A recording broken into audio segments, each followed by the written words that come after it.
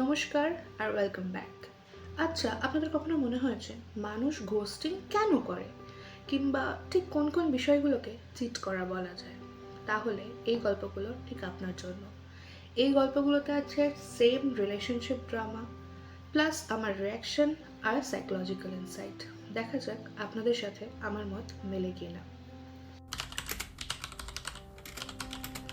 First story, ghosted after 5 months. আমি ঘোস্টিংয়ে বিশ্বাস করি না, তবে যদি কারোর সাথে 1-2 সপ্তাহ কথা বলে ঠিক না লাগে, তখন হয়তো বোঝা যায় কেন অনেকে হঠাৎ কন্ট্যাক্ট বন্ধ করে দেয়। কিন্তু কয়েক মাস ধরে সম্পর্ক চালিয়ে গিয়ে হঠাৎ সব কাট অফ করে দেওয়া, এটা একেবারেই অযৌক্তিক মনে হয়। আমার দিক থেকে আমি দেখতে ওকে, স্ট্রং মোরালস আছে, career settled, family well off, আর আমি মনে করি I am fun to be around. বেশ, মেয়েটিকে আমি পছন্দ করেছিলাম কারণ মনে হয়েছিল ভদ্র এবং ভালো ফ্যামিলি থেকে। অনেক মেয়ে অন পেপার আরও আকর্ষণীয় হলেও তাদের অতীত অত্যন্ত জটিল ছিল। তাই আমি বিয়ের জন্য এমন কাউকেই চাইছিলাম যার মূল্যবোধ আর গুণগুলো আমার সঙ্গে মেলে। ওকে, সব কিছু ভালোই চলছিল। মাত্র 2 সপ্তাহ আগেও আমরা এনগেজমেন্ট নিয়ে প্ল্যান করছিলাম। তারপর হঠাৎ একদিন ঘুম থেকে উঠে দেখি আমাকে ফেসবুক, হোয়াটসঅ্যাপ, ইনস্টাগ্রাম সব জায়গায় ব্লক করে দিয়েছে। এমনকি আমার বাবা মা যখন ওদের বাড়িতে যোগাযোগ করলেন, ওদের দিক থেকে কোনো উত্তর এলো না। অদ্ভুত অভিজ্ঞতা। আমি ওর দিকটাও বোঝার চেষ্টা করলাম, কিন্তু পারলাম না। মেয়েটি 30-এর কাছাকাছি বয়সী। আমাকেই বলেছিল আমি ওর এক্সপেকটেশনের চেয়ে অনেক বেশি। আমরা সপ্তাহে অন্তত 10-15 ঘন্টা একসঙ্গে সময় কাটাতাম। শেষ কথোপকথনে কোনো অস্বাভাবিক কিছুই ছিল না। আমার জীবনে এমন কোনো বিতর্ক বা খারাপ কিছু নেই যা হঠাৎ করে বেরোতে পারে, আর থাকলেও কমন সেন্স বলতো অন্তত ফোন করে কথা বলা উচিত, রাইট? তাই হ্যাঁ, খারাপ লাগছে, মনে হচ্ছে অর্ধেক বছর সময় নষ্ট করলাম। সবচেয়ে বেশি খারাপ লাগছে ক্যারেক্টার জাজমেন্টে ভুল করেছি বলে, যেটা আমি ভেবেছিলাম আমি ভালোই পারি। নেক্সট কি, সিম্পল, সব কাকিমাদের জানাবো আমি সিঙ্গেল, ভালো মেয়ে খুঁজে নেব, আর ভিতরে একটা আলাদা স্যাটিসফ্যাকশন থাকবে এই ভেবে যে কয়েকদিন পরে ওর ফ্রেন্ডস আমাকে ইনস্টাগ্রামে দেখে বলবে তুই তো বড় ভুল করে ফেলেছিস। Okay, firstly it's good for you, তার কারণ আপনি এত তাড়াতাড়ি মুভ অন করতে পেরেছেন, which is really very nice.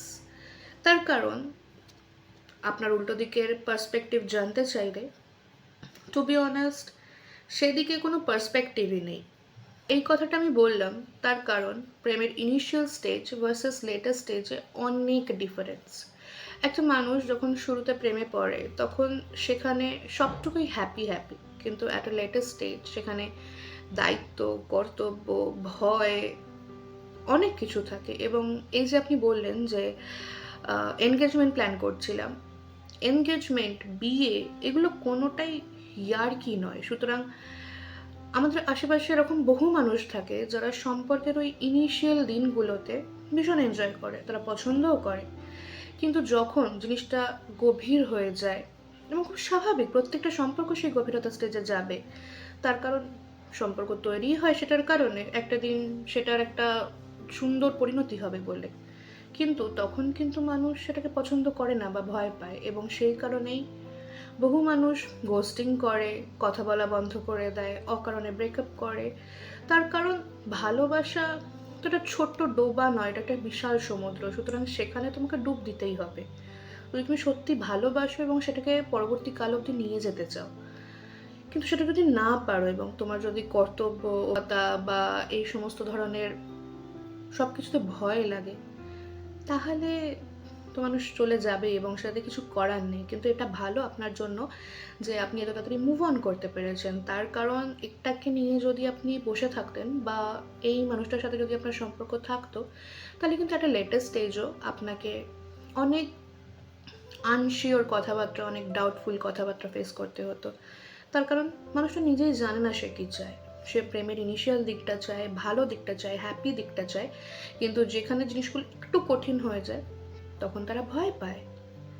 তো সেক্ষেত্রে তারা নিজেরাই জানে না যে তারা অ্যাকচুয়ালি প্রেমটা চায় কি না। কারণ প্রেম যদি আসে তাহলে এই সামনেটা আর পরের টাফ স্টেজটা দুটো নিয়েই আসবে। কিন্তু অনেকেই এই ব্যাপারটাতে শিওর নয়, তারা শুধু হ্যাপিনেসটা চায়, which is technically impossible. So it's good কি সে ছেড়ে চলে গেছে। এবং আমার মতে যারা ঘোস্টিং করে তারা সবাই ঘোস্টিং করে, উইচ ইজ নাইস, কারণ এই কনফিউশন, এই ডিলেমা নিয়ে যদি মানুষ এগোয় পরবর্তীকালে, তাহলে সে আরও বেশি ফাঁসবে। নাও আওয়ার নেক্সট স্টোরি, এবং এই স্টোরিটা যথেষ্ট dramatic. Surprise came with my 6 months arrange marriage. আমার অ্যারেঞ্জ ম্যারেজ হয়েছে মাত্র 6 মাস হলো। বিয়ের 10ম দিনেই হোয়াটসঅ্যাপে কিছু মেসেজেস পাই আমার ওয়াইফ আর সম্ভবত ওর এক্সের মধ্যে, যেখানে ছেলেটি লিখেছিল, তুমি আমাকে কয়েক ঘন্টা না দেখলেই বারবার কল করতে। ওকে, আর আমার ওয়াইফও এমনভাবে রিপ্লাই করেছিল যেন তারা খুব ক্লোজ ছিল। আমি পরে আবার চেক করতে চাইলে দেখি সব চ্যাট ডিলিট হয়ে গেছে, আর তখন থেকেই ওর ফোন আর হোয়াটসঅ্যাপ লক করে রাখা। ওকে, কিউরিয়াসিটি থেকে আমি আবার 5 মাস পর চেক করি আর দেখি ও এখনও ইনস্টাগ্রাম আর স্ন্যাপচ্যাটে ওর সাথে চ্যাট করছে। রিসেন্ট মেসেজেসে দেখলাম ও তাকে বাবু বলে ডাকছে আর কেয়ার করছে, যেমন বাবু কিছু খাও, আমার উপোস আছে কিন্তু তোমার তো নেই। ভগবান, বাহ, ফানি, যাকগে। আমার সাথে, আমার ফ্যামিলির সাথেও একদম নর্মাল, রেসপেক্টফুল, ওবিডিয়েন্ট বিহেভ করে। এক সেকেন্ড, ওবিডিয়েন্ট মানে এটা আপনার বউ, মেয়ে নয় কিন্তু। এনিওয়ে, বাইরে থেকে দেখে কিছুই বোঝা যায় না, কিন্তু এই সিক্রেট চ্যাটস দেখে মনে হচ্ছে ও ইমোশনালি এখনও ওর সাথে জড়িয়ে আছে। আমি মনে হয় খুব কনফিউজড, হার্ট আর আনসেটেল ফিল করছি। বুঝতে পারছি না কীভাবে ট্যাকেল করব, ডাইরেক্টলি কনফ্রন্ট করব, ফ্যামিলিকে ইনভলভ করব, নাকি অন্য কোনোভাবে হ্যান্ডেল করব। আমি চাইছি কীভাবে আমার ইমোশনস ম্যানেজ করব, ক্লিয়ারভাবে ভাববো আর রাইট স্টেপ নেব, সেই বিষয়ে অ্যাডভাইস। ওকে, ফার্স্টলি খুবই দুঃখজনক ঘটনা, কিন্তু আপনাকে এখানে তাকে পার্সোনালি প্রশ্ন করতে হবে, বাড়ির সকলের সামনে নয়, তার সাথে একান্তে প্রশ্ন করতে হবে। এবং আমার মনে হয় সবার আগে যে প্রশ্নটা আপনি ফেরত পাবেন সেটা হচ্ছে যে আপনি তার প্রাইভেট স্পেসে নাক গলিয়েছেন কেন, উইচ ইজ রাইট, কিন্তু নাক গলানোর জন্য আপনি যা যা জানতে পেরেছেন সেটাও ঠিক নয়।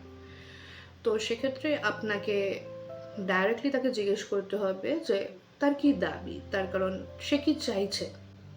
এবার আমি বলি যে আমি ডাইরেক্ট কনফ্রন্ট করতে কেন বলছি। তার কারণ চিট করা মানে কিন্তু সবসময় ফিজিক্যাল চিট করা নয়, ইমোশনালি চিট করাটাও একদম এক্স্যাক্টলি চিট করাই। এবং কোথাও থেকে গিয়ে ইমোশনালি চিট করার থেকেই ফিজিক্যাল চিট করাটা আসে, কারণ ইমোশনালি আপনি কারোর সাথে যত বেশি বন্ডেড হবেন, আপনার ফিজিক্যালি তার সাথে দেখা করতে, কথা বলতে, টাইম স্পেন্ড করতে ইচ্ছা করবে।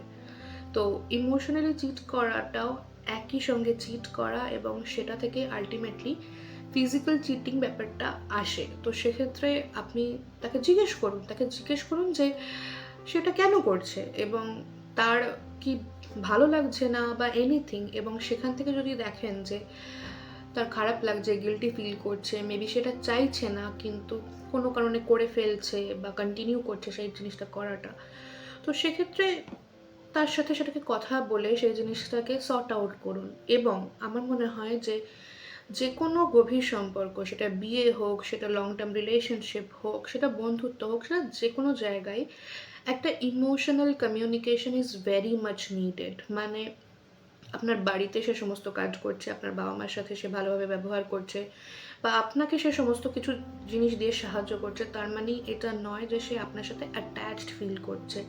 আর এই অ্যাটাচ ফিলিংটা অ্যারেঞ্জ ম্যারেজে তৈরি করতে হয় আলাদা থেকে করে, কারণ আপনি তাকে এর আগে চেনেননি, আপনি তার সাথে সম্পর্কে ছিলেন না, আপনি তার সাথে প্রেম করেননি, সুতরাং আপনি তাকে ভালোভাবে জানেন না। এবং এই চেনা জানা এবং ইমোশনাল অ্যাটাচমেন্ট সবটুকু আপনাকে আলাদা করে তৈরি করতে হবে, এবং দ্যাট অলসো আফটার ম্যারেজ। কারণ বিয়ে মানে সেই জিনিসটা, হ্যাঁ ঠিক আছে পেয়ে গেছি, আমি আমার বর পেয়ে গেছি, আমি আমার বউ পেয়ে গেছি, নো, সেই সম্পর্কটাকে ধরে রাখতে হবে। Otherwise after a certain time নয় কেউ কি বলবো চিট করবে, নয়তো ডিট্যাচড ফিল করবে, এটা হবেই, কারণ ইমোশনাল বন্ডিংটাই তো নেই। আর ফিজিক্যাল বন্ডিং আশেপাশে ঘুরে বেড়াচ্ছে মানে সেই মানুষটা আমার সাথে খুব প্রেজেন্ট আছে সেরকম নয়, এবং সেখানে তাকে ভালো করে চিনে জেনে, এবং সেটা দুদিক থেকে অবভিয়াসলি, তবেই সেই সম্পর্কটাকে এগিয়ে নিয়ে যাওয়া যায়। কারণ 40 বছর 50 বছর পরে দুটো মানুষ একসাথে এক ঘরের মধ্যে থাকবে, ওই বন্ধুত্ব, ওই ইমোশনাল বন্ডিং, ওইটুকুর জোরে যে এই মানুষটাকে আমি খুব ভালো করে চিনি বা এই মানুষটাকে আমি অসম্ভব ভরসা করি। এবং এই চেনা, ভরসা করা, এই সমস্ত জিনিস কিন্তু রাতারাতি তৈরি হয় না, এগুলো তৈরি করতে হয় সময়ের পর সময় ধরে, চিনে জেনে একে অপরকে টেক কেয়ার করে। এবং একটা মানুষ আমার সমস্ত ডিজায়ার্স ফুলফিল করছে বা একটা মানুষ আমাকে সমস্তভাবে নিজের মতো করে সাহায্য করছে, তার মানেই সে আমার সাথে অ্যাটাচড, এটা কিন্তু একদমই নয়। এবং এই অ্যাটাচমেন্টটা আলাদা করে তৈরি করাটা খুব প্রয়োজনীয় for every relationship. Okay, so আজকের জন্য এই দুটো গল্পই, আবার দেখা হবে 2 দিন পরে। Bye bye and subscribe.